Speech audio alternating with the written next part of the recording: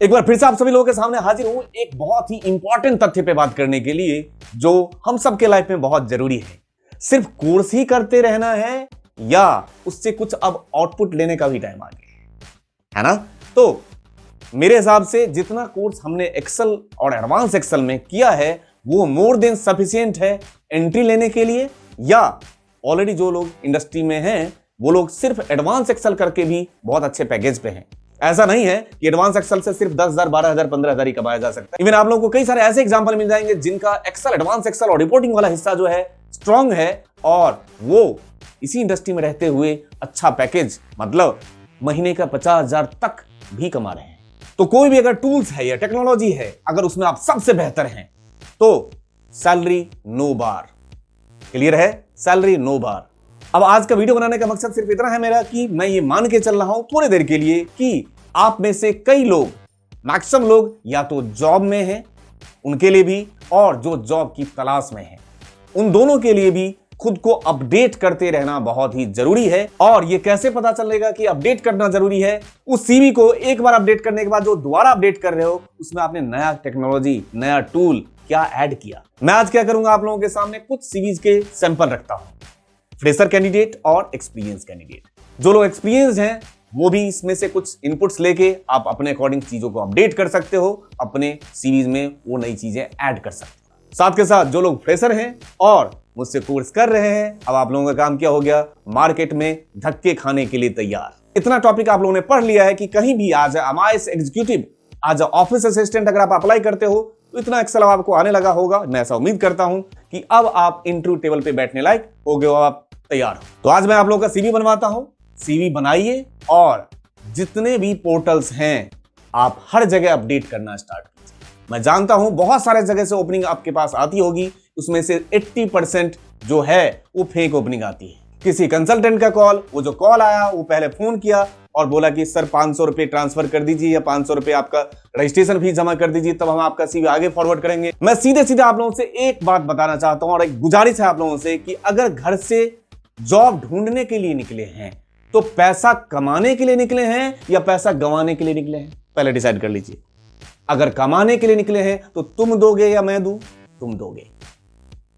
बात ही खत्म होगी। रजिस्ट्रेशन फीस, ये फीस, वो फीस, कोई फीस नहीं मालिक। अगर आपके पास जॉब है, अगर आपके पास वैकेंसी है और मेरे पास स्किल्स है और वो स्किल्स आपके प्रोफाइल के साथ मैच कर रहा है तो मुझे रखिए, ठीक है, मैं आपको आउटपुट दूंगा। अगर आपके पास नहीं है तो आप ठीक है।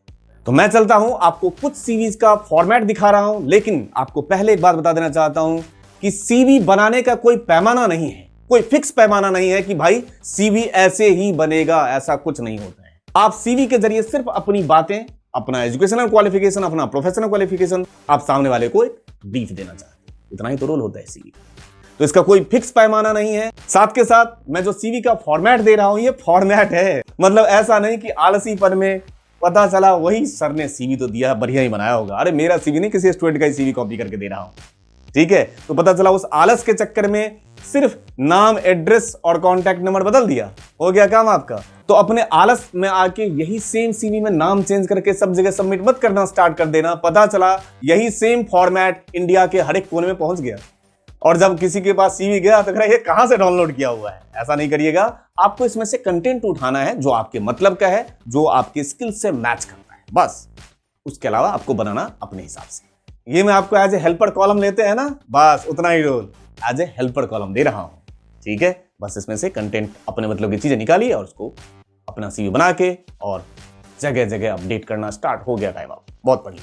हम लोगों के क्वेरी बहुत ही आते रहते हैं कि सर एक्सेस जरूरी है, एसक्यूएल जरूरी है, सर वीबीए जरूरी है, सर क्या पावर बीआई जरूरी है? मेरा आंसर आप लोगों के लिए है कि ये जितने भी हैं सारे के सारे जरूरी। अब आप बोलोगे सर इतने सारी चीजें मुझे करना है, बिल्कुल करना है, कोई जरूरी थोड़ी है कि आज ही करना है। जैसे जैसे आप सीखते जाएंगे आप अपनी लाइफ में वैल्यू ऐड करते जाएंगे, अपनी स्किल्स एनहांस करते जाएंगे, दूसरा हिस्सा जो है वो अपने आप बढ़ता जाएगा, ठीक है। अगर आप एडवांस एक्सेल पे हैं तो अब आपका टारगेट होना चाहिए कि उससे नेक्स्ट मॉड्यूल सीखिए, एसक्यूएल स्टार्ट करिए सीखना, पावर बीआई सीखिए, पावर पिवट सीखिए और क्वेरी सीखिए, बहुत सारी चीजें हैं सीखने की। मेरी कोशिश है कि मैं step by step complete tutorial, चाहे वो एमएस वर्ड हो, पावर पॉइंट हो, आउटलुक हो, WFM हो, पावर क्वेरी हो, पावर पिवोट हो, पावर BI हो या एक्सेस हो और SQL हो, ये सारे के सारे वीडियोस, सारे के सारे कंप्लीट कोर्स मैं लेके आऊंगा, लेकिन उसमें टाइम लगेगा। मैं स्टार्टिंग से बोल रहा हूं, बट मैं कोशिश कर रहा हूं। यहां देखिए, आपके सामने एक CV दिखा रहा हूं मैं। इस CV को आपको क्या करना है, पहले बात बता चुका हूं कि आपको ये फॉर्मेट रखना है अपने पास, कंटेंट अपने हिसाब से आप अपना बनाइए, ठीक। ये फ्रेशर कैंडिडेट भी यूज कर सकते हैं और एक्सपीरियंस कैंडिडेट भी यूज कर सकते हैं। मैंने पहले बता दिया था कि CV बनाने का कोई पैमाना नहीं है कि वो फिक्स पैटर्न लिखोगे, ऐसा कुछ भी नहीं होता है। यहां पे आप नेम, प्रोफाइल और जो आपका कॉन्टैक्ट डिटेल्स है, एड्रेस वगैरह देने की जरूरत नहीं है। कौन मेरे घर आने वाला है, कॉन्टैक्ट नंबर दे सकते हैं। प्रोफेशनल अगर आपने लिंक्डइन का आईडी बना रखा है वो दे सकते हैं। साथ के साथ ईमेल आईडी देना होता है, बट याद रखिएगा ईमेल आईडी में asikawara@gmail.com बिल्कुल नहीं चलेगा। ये जो हम स्कूल टाइम और कॉलेज टाइम में बनाते हैं उस टाइप के ईमेल आईडी आपको यूज नहीं करना है। प्रोफेशनल ईमेल आईडी जिसमें आपका नाम हो, इस टाइप से आप यूज करेंगे। स्किल्स इस टाइप से लिख सकते हैं कि आपके खुद के बारे में जो आपका इंटरपर्सनल स्किल्स है वो, और साथ के साथ जो आपका प्रोफेशनल मतलब टेक्निकल स्किल्स है वो आप यहाँ पे लिख सकते हैं, ठीक है। कुछ अगर आपको अवार्ड्स एंड अचीवमेंट मिला है वो यहाँ दिखा सकते हैं। कंप्यूटर में कौन कौन से पैकेज, कौन कौन से एप्लीकेशन में आपकी प्रोफिशिएंसी है वो यहाँ पे लिखिए। आपको क्या लगता है ये वर्ड और पावर पॉइंट को हल्के में ले रहे हैं? बता देना चाहता हूँ कि सिर्फ पावर पॉइंट का भी अलग से कोर्स होता है प्रोफेशनल्स के लिए, जिसके लिए अच्छे खासे फीस होते हैं। तो ये आप अपने कंप्यूटर प्रोफिशिएंसी यहाँ दिखा सकते हैं। अब आइए ऑब्जेक्टिव, जो प्रोफेशनल है वो ऑब्जेक्टिव थोड़ा सा अलग लिखेंगे, वो यहाँ पे प्रोफाइल लिख सकते हैं। जो फ्रेशर है वो इस टाइप के ऑब्जेक्टिव लिख सकते हैं। जो एक्सपीरियंस कैंडिडेट हैं वो जॉब प्रोफाइल क्या है, आपकी रिस्पॉन्सिबिलिटी क्या है वो लिख सकते हैं। साथ के साथ जो लोग फ्रेशर हैं वो यहाँ पे रिस्पॉन्सिबिलिटी जहां पे है, रिस्पॉन्सिबिलिटी तो आपकी भी होनी चाहिए, भले ही अभी आपने जॉब नहीं किया है तो आपको यहाँ पे ये बताना है कि मैं ये काम कर सकता हूं। बस वो लोग कर रहे हैं, आप कर सकते हो, अपने हिसाब से कंटेंट बना लीजिए। इसमें आपकी जो कुछ पर्सनल स्किल्स है वो यहाँ लिख सकते हैं, और साथ के साथ जो इंफॉर्मेशन बेसिक थोड़े बहुत वो दे दीजिए। एजुकेशनल क्वालिफिकेशन, और चाहे तो आप एजुकेशनल क्वालिफिकेशन जो एकेडमिक क्वालिफिकेशन है उसको, और जो प्रोफेशनल क्वालिफिकेशन उन दोनों को सेग्रीगेट कर सकते हो, अलग से रख सकते हो, है ना। तो वो आप अपने हिसाब से इसको जैसे भी आप फॉर्मेट अपने हिसाब से लेना चाहें उस टाइप से यूज करके एक नया CV बनाइए। और अब टाइम आ गया है कि अप्लाई करना जहां तहां स्टार्ट। ये एक और CV का फॉर्मेट, थोड़े से ज्यादा एक्सपीरियंस जैसे 2+ ईयर वाले जो है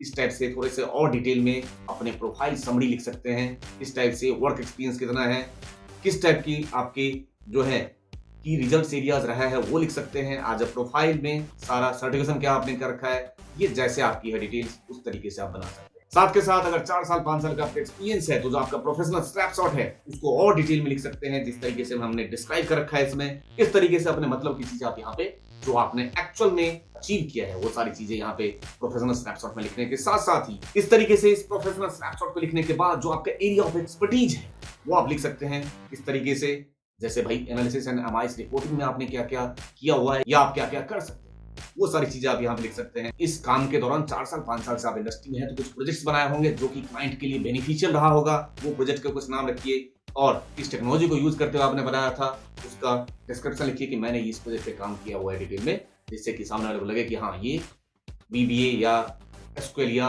एडवांस एक्सेल को यूज करके डैशबोर्ड में बड़े बड़े डैशबोर्ड लोग बनाते हैं, और इस स्टेप से आप अपने एक्सपर्टीज को शो कर सकते हैं। तो इस तरीके से आप अचीवमेंट्स, एजुकेशनल क्रेडेंशियल्स, सर्टिफिकेशन कुछ आपने किया हुआ है तो, और जो आपके पर्सनल डिटेल्स हैं वो आप रख के इस तरीके से बहुत ही प्रिसाइज मैनर्स में आप CV बनाइए। आप लोगों से गुजारिश है जो लोग एक्सपीरियंस्ड हैं या ज्यादातर तादाद फ्रेशर की, आप सभी लोगों से गुजारिश ये है कि अपने अपने CV को अपडेट कीजिए, खुद अप टू डेट रहिए, वो ज्यादा जरूरी है। और जहां भी मौका मिले, ठीक, सिर्फ पैसा गंवाना नहीं है, कमाने के मकसद से घर से बाहर निकलिए।